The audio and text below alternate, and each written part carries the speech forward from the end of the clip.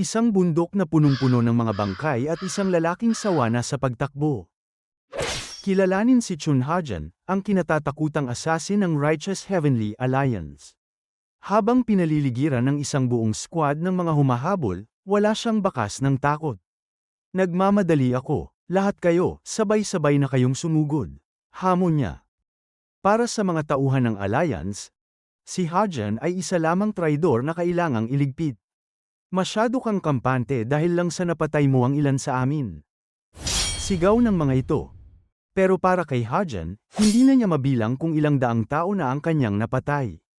30 taon siyang naging sunod-sunuran, 30 taon siyang naging sandata sa dilim, at ngayon, ang kalayaang matagal niyang hinintay ay nasa harap na niya. Walang sinuman, kahit ang buong alliance, ang makakaharang sa kanyang daraanan. Gusto niyo akong mamatay? Ngayong malaya na ako matapos ang 30 taon. Kayo ang dapat mamatay, mga hayop kayo. Sa isang iglap, marami ang namatay sa loob lang ng isang segundo. Masyadong mabilis, masyadong malupit. Kahit ang sabay-sabay nilang saksak ay walang silbi. Tila sumasayaw lang si Hajan sa dulo ng kanilang mga espada. Doon lang napagtanto ng mga natitira ang katotohanan. Ang kaharap nila ay hindi lang isang ordinaryong takas. Siya ang isa sa top 10 strongest martial master sa buong mundo. Ang pinakamagaling na assassin sa kasaysayan ng Merim, ang nag-iisang assassin king, Chun Hajan. Pero sa kabila ng kanyang pagiging hari ng mga anino, ang tanging hiling lang niya ay mamuhay ng payapa. Pagod na si Chun Hajan. Sa gitna ng masukal na kabundukan, pilit niyang hinahanap ang katahimikan, pero tila walang katapusan ang mga humahabol sa kanya. Nandoon ang Assassin King. Sugod, wala na siyang lakas, hiyaw ng mga humahabol. Kahit mapurol na ang kanyang talim sa dami ng napatay, hindi pa rin sila tumitigil. Ayaw ba talaga nila ang ideya na ako ay magiging malaya na? Sa bawat hakbang, naririnig ni Hajan ang mga sumpa ng kanyang mga biktima. Isa ka lang asong tagapangaso ng Alliance Leader. Isang demonyong walang kaluluwa. Para sa mundo, si Hajan ay isang halimaw na sumusunod lang sa utos, isang mamamatay tao na isinumpa ng kabilang buhay. Pero para kay Hajan, ang bawat buhay na kinuha niya ay ang mga kadenang nagtali sa kanya sa loob ng 3 dekada. Ngayong naputol na ang mga lubid, hindi siya papayag na mamatay ng ganang-ganon na lang. Kailangan kong mabuhay. Isang sigaw na punong-puno ng galit at pait. Nabuhay siya bilang aso ng Righteous Heavenly Alliance, pero ngayong malaya na siya, hindi siya susuko. Kaya mo yan, Chun Hajan. Konti na lang. Malapit na, pilit niyang pinapalakas ang sariling loob. May isang sekretong lugar sa malapit, isang taguan na puno ng mga pambihirang elixirs at herbs. Kung mararating lang niya yon, magagamot niya ang kanyang mga sugat at mababawi ang kanyang lakas. Isang huling pag-asa para sa isang taong ang buong buhay ay napuno ng kamatayan. Pero habang papalapit siya sa kanyang kaligtasan, mas lalong bumibigat ang kanyang mga talukap. Habang pilit na humihinga si Chun Hajan, isa lang ang tumatakbo sa isip niya bukod sa pagtakas, gutom. Bago ko gamutin ang mga sugat ko, mababaliw muna ako sa gutom, reklamo niya. 7 araw na puro beef jerky lang ang laman ng kanyang sikmura. Sa dulo ng kanyang buhay, isang simpleng dumplings lang ang hinahanap ng Assassin King, pero sa mundo ng Merim, ang katahimikan ay isang bitag. Sa isang iglap, habang nakahiga sa lupa, isang nakamamatay na atake ang sumunggab sa kanya. Kahit halos wala ng lakas, nagawa pa rin itong iwasan ni Hajan. Doon niya napagtanto ang tindi ng kanyang kalaban. Isang stealth technique na hindi man lang niya napansin. Isang sword aura na kayang hatiin ang buong kagubatan sa isang kumpas lang.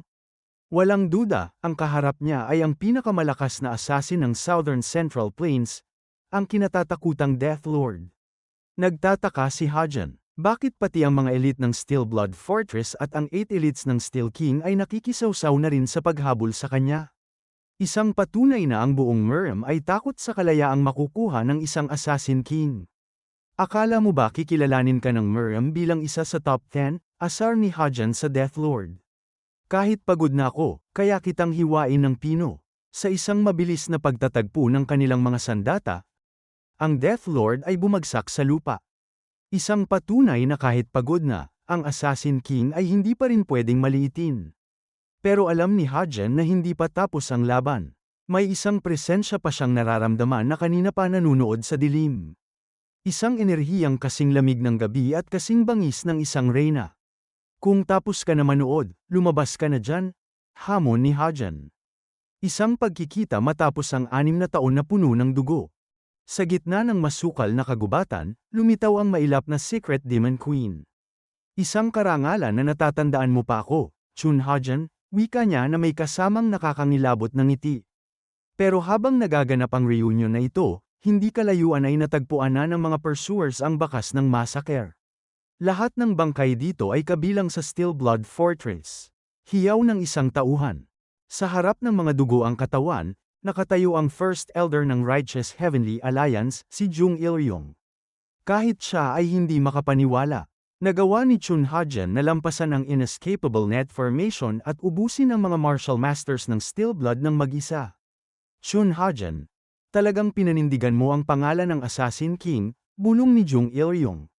Pero alam ng First Elder na kahit ang isang hari ay may hangganan. Ramdam na sa buong paligid ang death energy ng Secret Demon Queen, isang aura na kasing tindi ng isang sementeryo. Sundan ang enerhiya ng Demon Queen. Doon natin matatagpuan si Chun Hajan, utos ng Elder.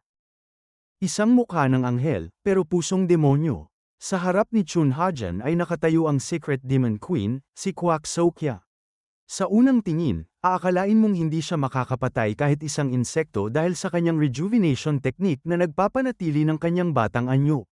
Pero ang katotohanan, siya ay mahigit 60 taong gulang na. Isang lola na hindi makatulog sa gabi kapag hindi nakakapatay ng tao. At ngayon, siya ang huling harang sa kalayaan ng ating bida. Pero sa likod ng mga ito, may huling alas pa si Hajan. Isang secret trick na itinago niya para sa sitwasyong gaya nito. Dismayado si Sokye dahil agad na binunot ni Hajan ang kanyang espada. Ang sakit naman sa loob, tayo pa namang may espesyal na relasyon, biro ng reyna. Pero para kay Hajan, espesyal na relasyon, mukha niya. Alam ng Demon Queen na sa kondisyon ng ating bida, baka hindi na ito tumagal sa palitan ng mga atake. Bakit hindi natin subukan kung hanggang saan ako tatagal? Asar ni Hajan, bakit naman ako matatakot sa isang 60 taong gulang na lola na wala namang alam gawin kundi ang mag-trash talk? Isang direktang insulto na tumagos sa puso ng Demon Queen. Tawagin mo akong lola ulit, at personal kong bubunutin ang iyong gulugod kahit gaano ka pa magmakaawa. Isang banta na kasing talam ng kanyang mga kuko. Kahit nasa harap na siya ng kamatayan, hindi pa rin tumitigil si Chun Hajan sa pang-aasar. Nakakatakot naman. Mukhang mas naging sensitive ka sa edad mo sa tagal na hindi tayo nagkita, no? Lola? Banat ni Hajan. Pero sa kabila ng galit, napansin ng Secret Demon Queen ang isang bagay na hindi ka panipaniwala. Ang core energy ni Hajan ay hindi madilim, ito ay puro at mabuting enerhiya na galing sa Great Nine Sects. Dito nabanyag ang katotohanan, si Hajan ay hindi lang basta assassin, kundi isang master na natuto ng mga hidden martial arts. Kaya mo pala naubos ang mga masters ng Steel Blood Fortress, manghang wika ni Sokya. Alam ko na kung bakit pinapatagal mo ang usapan, wika ni Hajan. Hindi siya narito para lang hulihin si Hajan, narito siya para alamin ang mga hidden martial arts ng Nine Sects at ang mahalagang impormasyon ng Righteous Heavenly Alliance. Isang traidor sa loob ng isang traidor. Nagulat ang Demon Queen, akala ko ay isa ka lang bobong assassin, pero marunong ka rin palang gumamit ng utak. Pero may huling pasabog si Hajan. Kahit malaman mo ang mga sekretong ito, wala kang balak na ibigay ito sa Steel Blood Fortress, di ba? Alam ni Hajan ang laro ng kapangyarihan sa Miriam. Hindi na nakapagpigil ang Secret Demon Queen. Inamin na niya ang kanyang tunay na pakay, hindi ang Alliance, hindi ang Steel Blood Fortress, kundi ang Nine Sects martial prowess na alam ni Hajan. Ibunyag mo sa akin ang sining na yan, at hahayaan kitang mabuhay, wika niya. Isang patas deal daw para sa isang taong malapit ng malagutan ng hininga. Pero para kay Hajan, isa lang itong maruming laro ng mga traidor sa Miriam. Hindi ito fair trade. Dahil mamamatay na rin naman ako, sagot ni Hajan. Pero biglang ngumiti ang Demon Queen. Dahil ba yan sa blood parasite? Isang tanong na nagpatigil sa mundo ni Hajan. Ang blood parasite, ang huling hatol para sa sinumang magtatangkang magtaksil sa Righteous Heavenly Alliance. Isang insekto na itinanim sa kanilang mga katawan para masigurong ang kanilang buhay at kamatayan ay nasa kamay lang ng Alliance leader. Pero may huling alas ang Demon Queen. Bilang master ng demonic arts of the God of Death, eksperto siya sa lahat ng klase ng lason at toxins. Kaya kung alisin ang blood parasite sa katawan mo gamit ang aking demonic prowess, pangako niya. Isang pagkakataong mabuhay ng malaya mula sa Alliance, kapalit ng mga banal na sining ng 9 sects. Habang pilit na kinukumbinsi ng Secret Demon Queen si Chun Hajan na ibigay ang sining ng 9 sects kapalit ng pag-alis sa blood parasite, isang tawa lang ang isinagot ng ating bida. Hoy, Demon Queen, akala mo ba kaya lang ako hinahabol ng Alliance ay dahil tumakas ako? Tanong ni Hajan. Isang revelasyon na yumanig sa kumpiyansa ng Reyna. Ibinunyag ni Hajan ang katotohanang matagal niyang itinago. 5 taon na ang nakalilipas nang matutunan niyang tanggalin ang blood parasite ng mag-isa. Ang tanging dahilan kung bakit siya nagtagal ay dahil kailangan niyang abutin ng higher level para makatakas sa inescapable net formation ng Alliance. Hahayaan mo akong mabuhay kapalit ng sining ng 9 sects? Tigilan mo ang kalokohan mo. Hiyaw ni Hajan. Alam ng ating bida ang maruming ugali ng Demon Queen, isang traidor na walang pinipiling kaibigan o kaaway. Matapos mawala ang 30 taon ng kanyang buhay sa kamay ng Alliance, hinding-hindi na muling magpapauto si Hajan sa kahit na sino. Sa kabila ng kanyang sugatang katawan, naglabas siya ng isang nakakatakot na aura na nagpagulat sa Reyna. Umalis ka sa paningin ko. Isang huling babala mula sa ating bida. Kung tatakbo ka ngayon, baka maawa pa ako at hahayaan kitang mabuhay. Ang kapal ng mukha mo para sabihin sa akin yan kahit halos malagutan ka na ng hininga. Tugon ng Demon Queen. Hindi niya hahayaang mabuhay ang sinumang nang insulto sa kanya. Sa gitna ng masukal na kabundukan, wala nang atrasan ng Assassin King at ang Secret Demon Queen. Mamatay ka na, Lola. Hiyaw ni Hajan sa gitna ng isang malakas na hataw na dahilan ng malakas na pagsabog. Pero sa kabila ng kanyang bangis, ang tadhana ay may ibang plano. Isang matanda ang biglang lumitaw mula sa anino, ang First Elder Jong Il-ryong. Hindi napansin ni Hajan ang pagdating nito dahil sa sobrang panghihina. Habang hawak siya ng Demon Queen, walang awang pinutol ng First Elder ang kanyang 2 paa. At hindi pa doon nagtapos ang kalupitan, ang kanyang 2 kamay ay hiniwa rin ng Demon Queen bago siya sinaksak ng malalim sa dibdib. Ang Assassin King na kinatatakutan ng buong mundo, ngayon ay nakaluhod na sa sariling dugo. Wala nang mga kamay at paa na pwedeng lumaban. Gumapang ka sa impyerno na parang isang insekto. Sigaw ng Demon Queen bago tuluyang pinugot ang ulo ng ating bida. Sa huling sandali ng kanyang kamalayan, isa lang ang pumasok sa isip ni Chun Hajan, ang pangarap na mamuhay ng ordinaryo. Ang tanging hiling niya ay maging isang simpleng tao, malayo sa dumadanak na dugo at mga utos ng iba. Pero sa mundong ito, tila ang pagiging ordinaryo ang pinakamahirap na makamit. Dumilim ang lahat, ngunit sa gitna ng kadiliman, isang milagro ang naganap.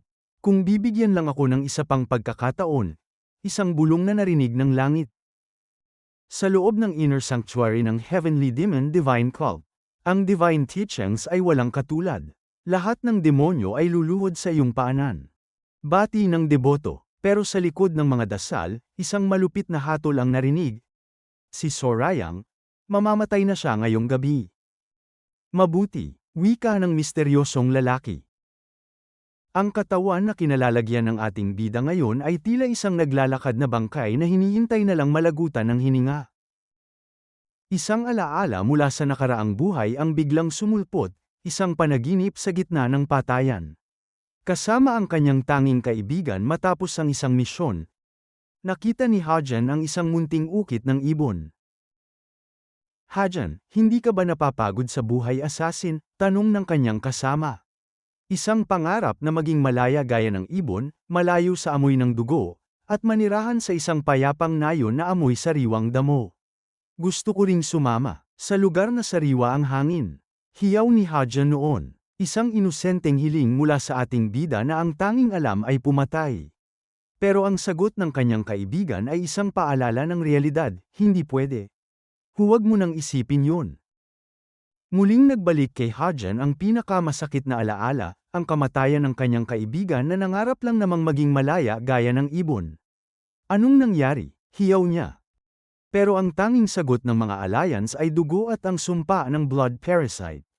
Isang paalala na ang pagtakas sa grupo ay may katumbas na kamatayan. Pero biglang naputol ang panaginip. Ang huling alaala ni Hajan ay ang lakas ng Secret Demon Queen na pumutol sa kanyang leeg. Panaginip lang ba yun? Tanong niya sa sarili. Pero pagdilat ng kanyang mga mata, hindi ang madilim na bundok ang tumambad sa kanya, kundi isang silid na punong-puno ng karangyaan. Nasaan ako? Bakit ang yaman ng kwartong ito? May nararamdaman akong paparating. Bumukas ang pinto at pumasok ang isang katulong na nagngangalang Anghua. Pero bago pa man siya makabati, isang matulis na kahoy na ang nakaturo sa kanyang leeg. Sino ka? Galing ka ba sa Steel Blood Fortress? Banta ni Hajan. Takot at panginginig ang sumagot sa kanya. Young Lord, ako po ito, ang inyong lingkod na si Anghua. Bakit po kayo nagkakaganyan? Dito na naguluhan ang ating bida. Young Lord, tigilan mo ang kalokohan at sabihin mo ang totoo. Sinong nagdala sa akin dito? Tanong ni Hajan. Isang sagot ang nagpatigil sa ating bida. Matagal na kayo rito, Young Lord. 6 na buwan kayong nawala ng malay dahil sa chi blockage, paliwanag ni Anghua. Pero para kay Hajan, imposible ito. Ang huling alaala niya ay hindi chi blockage, kundi ang pagpugot sa kanyang sariling ulo. Paanong ang isang patay ay nagising sa isang buhay na hindi sa kanya? Sa pagharap ni Hajan sa salamin, isang malakas na dagok ang tumama sa kanyang isip. Sino ang lalaking ito? Ito ba ay ako? Hiyaw ng kanyang isip, hindi na siya ang matandang asasin na puno ng sugat. Ang nasa harap niya ngayon ay isang batang mukha na puno ng karangyaan. Reincarnation, o isang nakaraang buhay. Paanong nangyari ito? Habang pilit na kinikilala ang sariling refleksyon, isang malakas na hiyaw ang dumagundong mula sa labas ng kanyang silid. Ang divine teachings ay walang katulad. Lahat ng demonyo ay luluhod sa iyong paanan, isang sabay-sabay na pagbati mula sa mga elite guards at manggagamot. Sa sandaling yun, napagtanto ni Hajan ang katotohanan. Ang divine teachings at ang demon lord, isa lang ang lugar sa buong Miriam na may ganitong tradisyon. Ang kinatatakutan at pinakamakapangyarihang sekta sa kasaysayan, ang Heavenly Demon Divine Cult. Ang First Royal Guard ay personal na nagbigay pugay sa kanya. Hindi lang siya basta Young Lord, siya ang Third Young Lord Sorayang, o Sorayang ang tawag ng iba. Sa pinakailalim ng Heavenly Demon Divine Cult, isang mahalagang ulat ang dinala ng First Royal Guard na si Mudam sa harap ng makapangyarihang Demon Lord. Nagising na ang Third Young Lord, ulat ni Mudam. Isang balitang dapat sana ay ikatuwa ng isang ama. Kahit nagising na si Sorayang, nawala naman ang lahat ng kanyang martial prowess dahil sa overextension ng kanyang chi. Sa madaling salita, ang dating Young Lord ay isa na ngayong ordinaryong tao. Ano ang gagawin natin sa Third Young Lord? Tanong ni Mudam. Sa isang iglap, dumagundong ang boses ng Demon Lord at niyanig ng malakas na hangin ang buong silid. Isang presensya na sapat na para palubugin ang sinuman sa lupa. First Royal Guard, sigaw ng Demon Lord. Sa gitna ng nagngangalit na aura, ibinigay niya ang kanyang hatol hanggang sa closing ceremony sa loob ng 3 buwan. Huwag mo na akong bibigyan ng kahit anong ulat. Sana ay magtagumpay kayo sa inyong great deed, huling bati ni Mudam. Maraming salamat sa panunood. Kung nag-enjoy kayo, click nyo naman ang like button at mag-subscribe para lagi kayong updated sa mga uploads namin.